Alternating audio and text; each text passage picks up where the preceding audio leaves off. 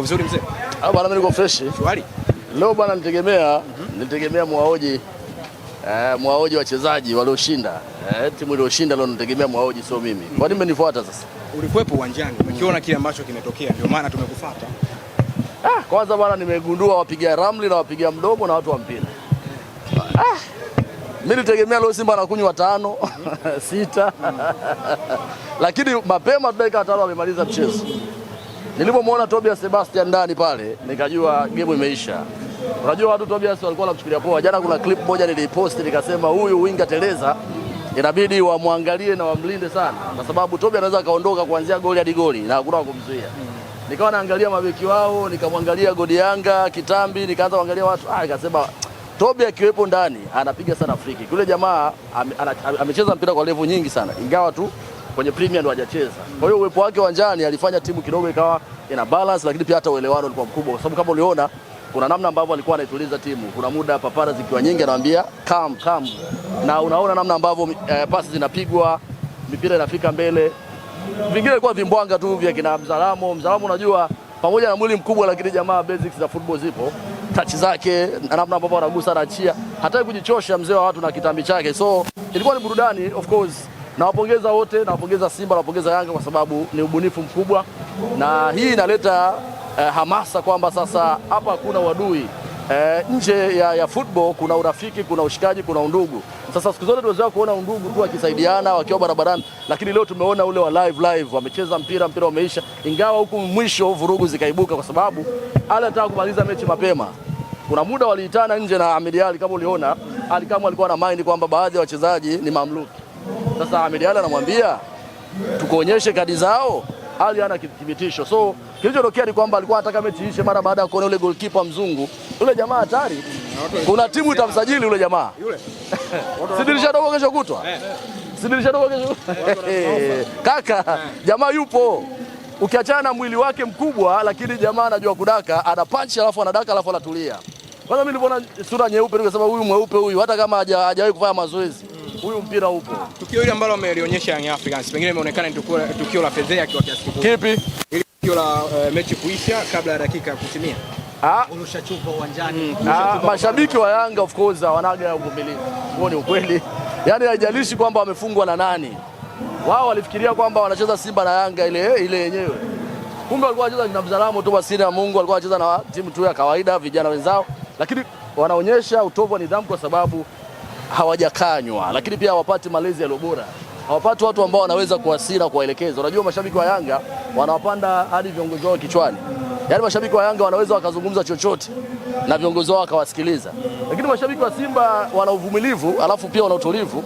Sasa ile kurusha chupa ni kuonyesha jazba na ghadhabu. Unajua hawajawahi kufungwa.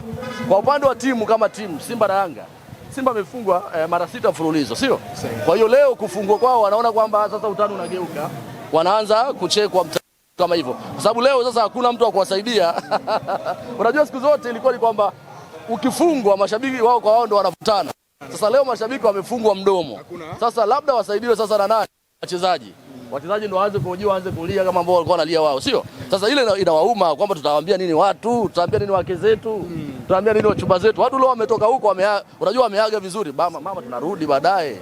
Lakini sasa wamefungwa midomo kwao, walipata hasira na vitu kama hivyo. All in all nafikiri ni mwanzo mzuri. Kama hiki kitu itaendelea itakuwa na taswira bora sana, na naamini kwamba pia uwekezaji utakuwa mkubwa, watu watatia sana pesa kwa sababu inaleta mvuto. Tumeona leo ladha tofauti, tumeona Kingamuzi ameenda pale amefanya kazi yake, lakini goli la Dr. Mohamed Hamisi hamjaniuliza bwana. Ukosha. Mbona hamjaniuliza? Uje huko. Dr. Mohamed Hamisi aliwaambia nitawafunga. Alisema mapema nitawafunga, watu wakawa na chukulia poa. Yule jamaa wake anafanya mazoezi pale Sinza Star pale. Ana basic za mpira. Anachokosa yeye kidogo ni mazoezi, utimamu wa mwili, lakini ni mmoja wa wachezaji wazuri. Inaonyesha Simba kuna mashabiki ambao wanajua mpira, wanaweza wakawa wanaongea mpira uwanjani, lakini pia hata miguuni pia mpira upo. Tofauti kidogo na mashabiki wa Yanga. Kwa sababu leo Yanga wameambiwa kwamba ninyi mnaweza kupiga kwamba hatuchezi, mnaweza mkavutana, lakini tukija kwenye mpira wanafungwa vizuri tu kwa sababu mpigwa goli 2 wameshindwa kurudisha. Mwisho wa siku analeta vurugu, mwisho wanataka game ishe vibaya, sio? So kwangu mashabiki wa Simba kuna kitu cha tofauti wanacho na wanapaswa kupongezwa. Ni kama mwanzo mzuri kwa Simba. Wametambulisha kocha mpya, uongozi ulitoka hadharani na kuzungumza kwamba wako sawa. Leo hii mashabiki wanashinda. Kwako unaona ni taswira gani kuelekea kwenye mbio hizi za ligi pamoja na michuano ya kimataifa? Kwanza kwenye ligi ni tofauti na hiki ambacho kimefanyika, ingawa furaha huwa inaanza kwa sababu mashabiki ndio wale wanatibuana, wanabagazana wao wenyewe, wale wanabanangana na wanabagazana. Sasa wamemtambulisha Steven Becker, moja ya kocha bora sana, watu hawafahamu bora wake, lakini moja wa kocha mzuri sana. Hii ni furaha kwao kwa sababu wanaanza vizuri, wanamzima kidogo mtani kwa kidogo, wanapunguza pressure. Lakini kingine ni kwamba kocha yule anaona kwamba sasa hata mashabiki mpira wanaujua. Kwa hiyo sio tu kwamba wanazomea, lakini hata kwenda kuchambua pia wako vizuri. Lakini Steven Becker atakuwa na faida kwa sababu kuna michuano ya Mapinduzi inaanza mapema. Ataenda kuwaona wachezaji, na Simba wako kwenye michuano ya Kombe la Mapinduzi, Yanga wako kule. Yanga wana wachezaji wengi sana ambao pia kwenye Kombe la Mapinduzi. Simba pia wana wachezaji wengi sana ambao wako kina Mpanzu, lakini Yanga kuna Pakome, unaona bana, kina wengi sana, kina pia Zengeli. Ukiangalia squad ya Yanga 90% ipo pale Mapinduzi kuliko Simba.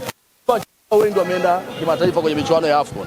Lakini Yanga wana wachezaji wao wachache wameenda kwenye timu ya taifa, lakini wengine pia wameenda kwenye mataifa yao. So nafikiri itakuwa ni mwanzo mzuri pia kwenye Kombe la Mapinduzi kuona kwamba nani ambaye msimu ana nzuri ya kwenda kuchukua ubingwa.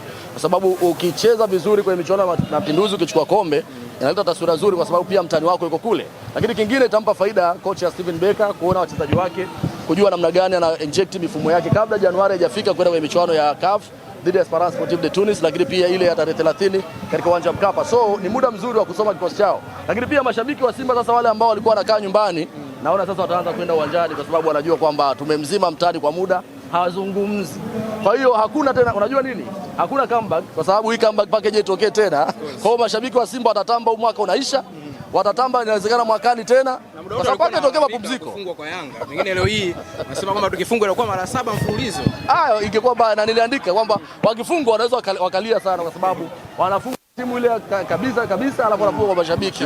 Kwa hiyo wao kushinda kwa mashabiki kwao ni faida na ni furaha kwa sababu wanaowasema siku zote vibaya leo wao ndo wanawasema. So nafikiri ni mchezo mzuri na nafikiri ni kitu kizuri na ni mwendelezo. Kama watafanya hivi inaweza ikaleta tija na tukaona masponsa wengi sana, watu wakavuta mpunga pale. Na nilitegemea leo mara baada tungekuwa na after party, watu wangearuka majoka hadi asubuhi. Kwa leo si weekend. Bwana njoo bwana. Njoo ndugu yangu. Bwana Vasco. Huyu jamaa amemind huyu. Hata kuelewa. Nashukuru sana. Bwana asante.